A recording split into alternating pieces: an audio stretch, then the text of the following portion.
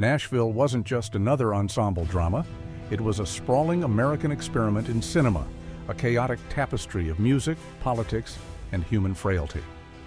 Robert Altman built a film where country stars and everyday dreamers collided, but behind the camera, things were even wilder. Cast mutinies, improvised chaos, and industry battles pushed the production to the edge. Today, we're pulling back the curtain with 20 weird facts about Nashville, the fights, the secrets, and the madness no one saw. And wait until you hear the bonus fact, a truth so strange it reshaped how the movie is remembered. Let's dive in. Fact number 20. The script was only a skeleton. When filming began, there wasn't a traditional script. Instead, Joan Tewksbury's screenplay functioned like a loose map. Altman encouraged improvisation, telling his cast, "I want you to live it, not recite it." This terrified studio executives who feared chaos, but it thrilled the actors. Dialogue spilled out naturally, often unplanned. Keith Carradine later admitted that entire conversations just happened in the moment, sometimes changing the direction of scenes. What audiences see feels real because in many cases it was. Not scripted, but born in the heat of performance. The result? A movie that blurred the line between fiction and documentary. The controlled mess of overlapping voices gave the film its electric, unpredictable energy. What looked like Altman's genius orchestration was partly actors stumbling into magic, unscripted, raw, and unforgettable. Fact number 19. The sound design was revolutionary. Altman insisted on recording multiple conversations simultaneously, something almost unheard of in 1975. Instead of clean, isolated tracks, he used up to 24 microphones to capture overlapping dialogue. This created the infamous Altman sound, chaotic, messy, but deeply authentic. Engineers hated it. Audiences struggled at first, unsure where to focus. But that was the point. Just like real life, you couldn't catch everything. Film critic Pauline Kael called it a new way of listening to cinema. The gamble paid off, influencing generations of filmmakers. Movies like Magnolia and Boogie Nights owe their layered soundscapes to Nashville's innovation. It wasn't polished Hollywood perfection. It was a living, breathing sound environment, sometimes maddening, but always alive. Altman shattered the rules, and in doing so, gave cinema a new language. Fact number 18. A country star. Almost sued. Loretta Lynn was not amused. She felt the character of Barbara Jean, a fragile, exploited country singer, was based too closely on her own life. Others pointed to similarities with Tammy Wynette. Altman denied copying anyone directly, saying, "They're composites, not portraits." Still, tensions rose in Nashville's music scene. Rumors spread that real singers would protest the film's release. Industry lawyers prepared for possible lawsuits. Ultimately, no one took the studio to court, but the paranoia lingered. The truth is, Barbara Jean was inspired by Tewksbury's real-life observations during her research trip to Nashville. She met struggling singers, fading stars, and wives under pressure. The character may not have been about Loretta or Tammy, but she carried enough resemblance to make legends nervous. It wasn't a biography. It was a mirror too close for comfort. Fact number 17. The studio hated it Paramount Pictures. Executives panicked when they saw the dailies. They wanted a tight, marketable country music story, not a sprawling 3-hour epic with 24 lead characters. Studio memos show executives begging Altman to cut down the cast, remove political subplots, and make it more audience-friendly. Altman refused. He told them bluntly, "This is the movie. Cut it, and it dies." The battles grew so heated that Paramount almost pulled the plug entirely. Only after test screenings showed surprisingly strong reactions did they back off. Even then, executives worried that audiences would find the film confusing. They weren't entirely wrong. Many walked out baffled, while others hailed it as a masterpiece. What the studio saw as commercial suicide became one of the defining American films of the 1970s. Not streamlined Hollywood, raw, messy America. Fact number 16. Keith Carradine's song was a bombshell. Keith Carradine didn't just act in Nashville, he wrote and performed I'm Easy, the haunting ballad that became the film's emotional centerpiece. Altman had no idea the song would hit so hard. During the famous scene, Carradine sings while several women in the audience believe he's singing directly to them. The tension is electric. What audiences didn't know? Carradine really was involved with multiple women in the cast at the time. The scene blurred acting with reality, leaving viewers unsettled by its honesty. The song went on to win the Academy Award for Best Original Song, shocking critics who thought a movie this experimental wouldn't earn mainstream recognition. It wasn't just a soundtrack moment. It was Altman weaponizing intimacy, turning one man's performance into a collective heartbreak. Fact number 15.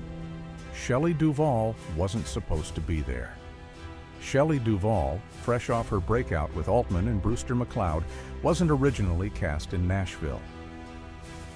She tagged along to set partly as Altman's favorite discovery, and he slipped her into the ensemble as Ella Joan, a ditzy hanger-on. Duvall had no lines at first, just presence. But Altman noticed how she wandered around set in wild outfits, behaving with a mix of awkwardness and confidence. He encouraged her to keep doing it on camera. Suddenly, she became one of the most recognizable characters. Her transformation from a Nashville outsider to a scene stealer embodied the film's improvisational DNA. She wasn't written in, but she stayed, shimmering like an alien dropped into Music City. Not planned, but essential.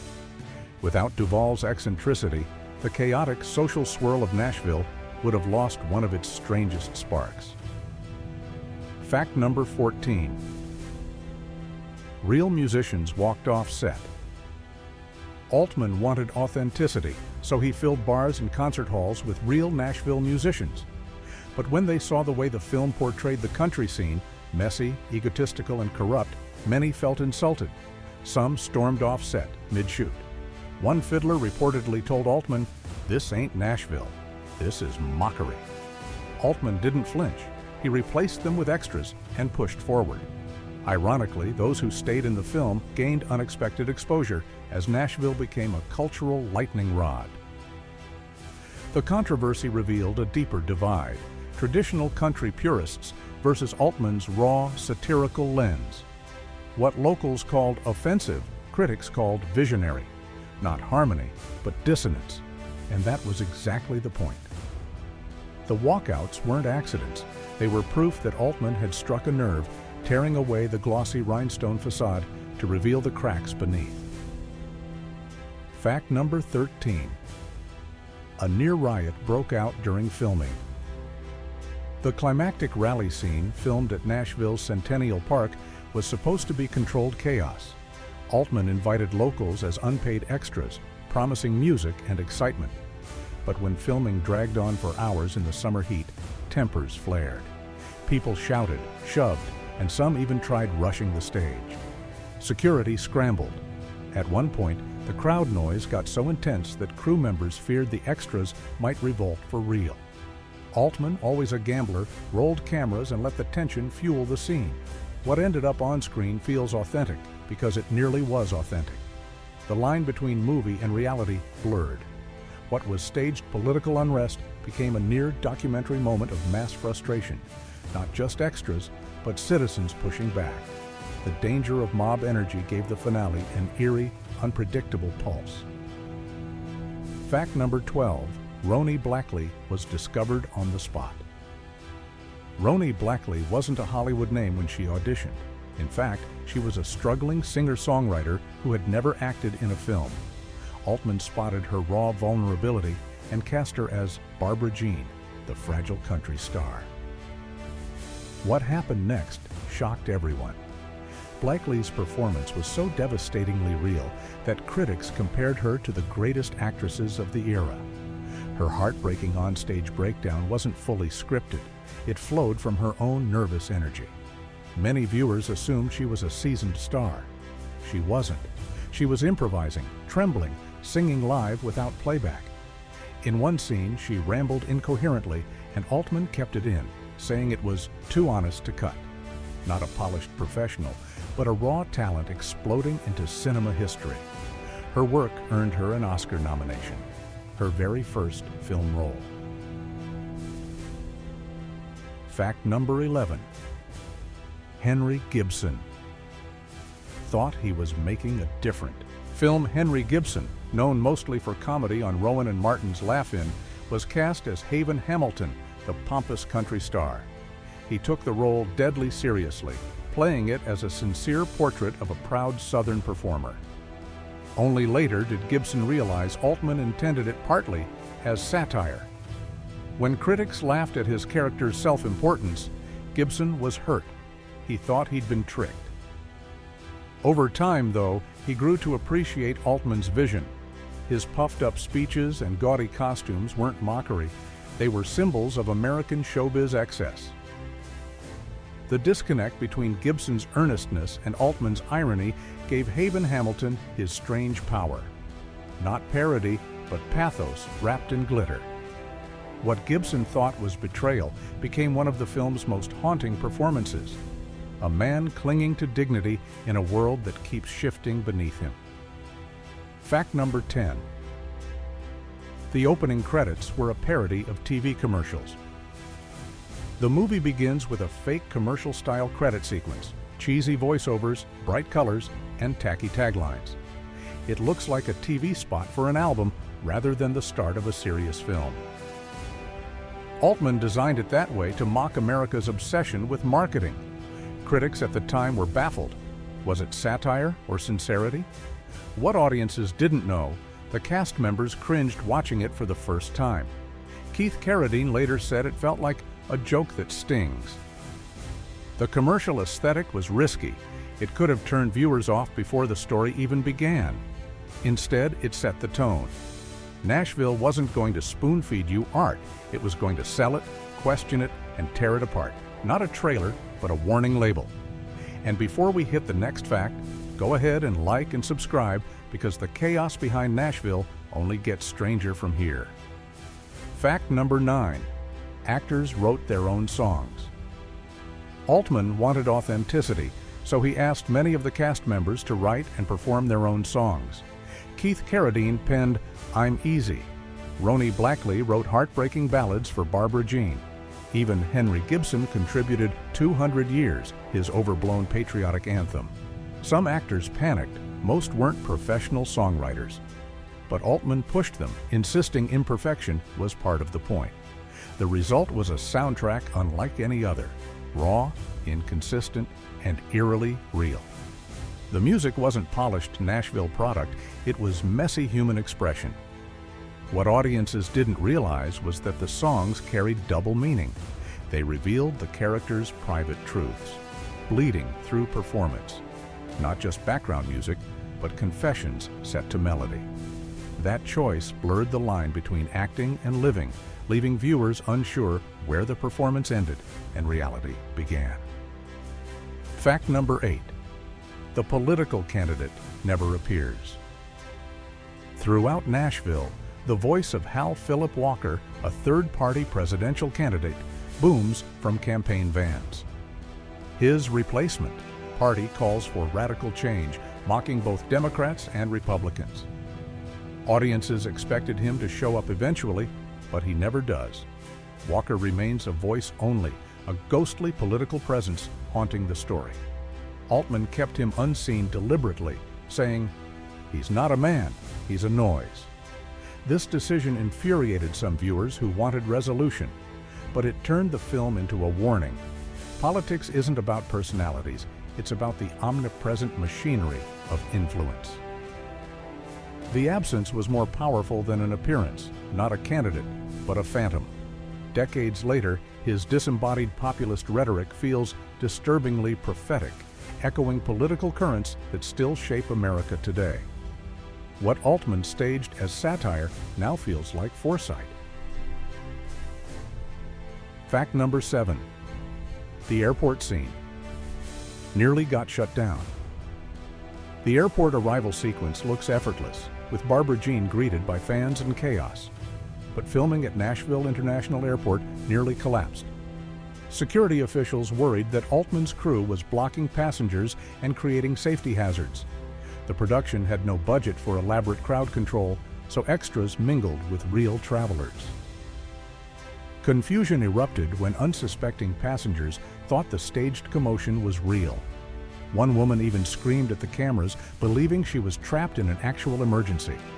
Airport authorities threatened to end the shoot immediately unless Altman wrapped fast. Instead of panicking, Altman told his team, "Keep rolling, we may not get another chance." The resulting footage blends staged performance with genuine human frustration, not polished spectacle, but unpredictable reality. That tension is what makes the scene still crackle with nervous energy today. Fact number 6. A real political scandal. Almost derailed filming. During production, Nashville itself was rocked by a local political scandal involving corruption in city government. Suddenly, Altman's satirical campaign subplot looked less like fiction and more like reportage. City officials grew nervous, fearing the film might be seen as a direct attack on them. Altman received warnings to cool it with political content or risk losing cooperation from civic institutions. But he doubled down, threading even sharper political edge into the story.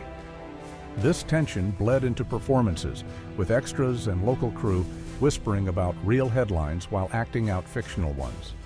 What was meant as satire began to feel dangerously close to reality. Not mere entertainment, but a mirror too sharp for comfort. The scandal didn't shut down filming, but it gave Nashville a haunting relevance that only grew with time. Fact number 5. The final assassination wasn't in the original plan. The shocking climax, Barbara Jean gunned down at a rally, wasn't in early drafts. Joan Tewksbury's script ended with a massive concert, but Altman wanted a darker, more unsettling finale. He decided to insert an assassination, echoing America's post-JFK paranoia. The choice horrified some cast members who felt it was exploitative. Others embraced it as brutally honest. Altman argued, "This is America. We live with violence." The randomness of the killing, with the assassin coming from nowhere, shattered narrative expectations. There's no neat resolution, just chaos, grief, and a song to hold it together. What audiences didn't realize, extras in the crowd were not told exactly what would happen. Their screams of shock, genuine, not a scripted ending, but a cultural gut punch. It ensured Nashville would end not in triumph, but in trauma. Fact number 4. It Don't Worry Me was a last-minute addition. The closing song, It Don't Worry Me, became the film's eerie coda after Barbara Jean's assassination. But it wasn't part of the original plan. Altman discovered the track late in production and realized its ironic cheeriness was perfect. Sung by the Replacement Party's singing trio, it's both upbeat and chilling, a denial of reality in the face of violence. The contrast unsettled audiences, many of whom left theaters in stunned silence. One critic called it the happiest funeral dirge ever written.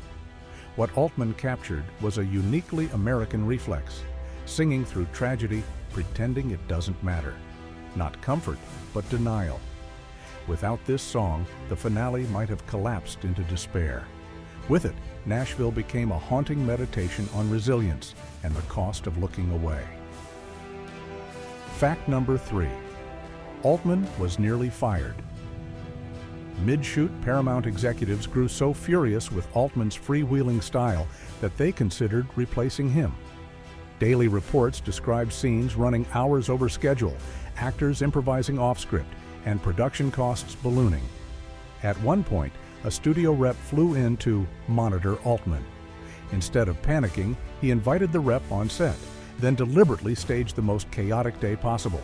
Multiple cameras rolling, actors shouting over each other, music blasting. The rep was overwhelmed, but Altman turned the chaos into a kind of performance art, proving he was in control of the mess. Paramount reluctantly backed down. What audiences saw as sprawling and uncontrolled was, in Altman's hands, carefully orchestrated anarchy. Not incompetence, but a new form of mastery. By nearly losing his job, Altman cemented his reputation as a filmmaker who thrived on risk. Fact number 2. The extras were paid in beer. Altman's budget was thin, and Nashville's locals weren't exactly lining up for Hollywood wages. So for crowd scenes, the production often paid extras in free beer and sandwiches. Word spread quickly. If you wanted to be in the movie, just show up and you'd get drinks. This backfired during some shoots, as extras got drunk and rowdy, making it harder to control scenes. But Altman didn't mind. He liked the unpredictability. The rowdy background energy gave the film a lived-in texture, capturing the messy, communal spirit of Nashville. What looked like carefully staged realism was partly fueled by inebriated locals stumbling through takes. Not disciplined professionalism, but beer-soaked authenticity. It was cheap, chaotic, and a little dangerous, but it worked. The result? Extras that felt like real citizens, not Hollywood props. Fact number 1. The film was booed at its premiere. When Nashville premiered at the 1975 Cannes Film Festival, many in the audience booed. Viewers found it confusing, overlong, and insulting to country culture. Altman, never one to bow, shrugged and said, "If you're not angry, you're not listening." But here's the twist. Within weeks, American critics declared it a masterpiece. Pauline Kael famously called it the most important American film since Citizen Kane. What began as humiliation in France became vindication at home. The boos didn't sink the film. They fueled its legend. Not immediate triumph, but hard-won respect. Today, Nashville is enshrined as one of the greatest films ever made, studied in universities and preserved in the National Film Registry. What audiences dismissed as chaos became the very definition of daring 1970s cinema. Bonus fact: the assassination was improvised in the moment. Here's the wildest truth. The final assassination scene wasn't storyboarded in detail. Altman gave minimal direction, telling the assassin's actor David Hayward simply, "Go out there and do it." No one, not even the extras, knew how violent or shocking it would look. When Barbara Jean collapsed, many background performers thought Ronee Blakley was actually hurt. The raw confusion bled into the footage, giving it chilling realism. Altman later admitted he wanted the murder to feel like an ambush against the audience as much as the characters. Not staged melodrama, but a rupture of cinematic safety. This decision cemented the film's reputation as a masterpiece of unpredictability. The bonus fact proves it. Nashville wasn't about control. It was about letting chaos speak truth. Nashville wasn't just a movie about country music. It was America caught in a mirror, fractured, noisy, and unpredictable. Behind the songs and laughter was a warning about politics, fame, and violence that feels even sharper today. Altman turned chaos into art, letting accidents become revelations. That's why Nashville still matters, because it showed us not what we wanted to see, but what we were afraid to admit. If you love these hidden truths, smash that like button, subscribe for more behind-the-scenes revelations, and remember, it don't worry me, but maybe it should.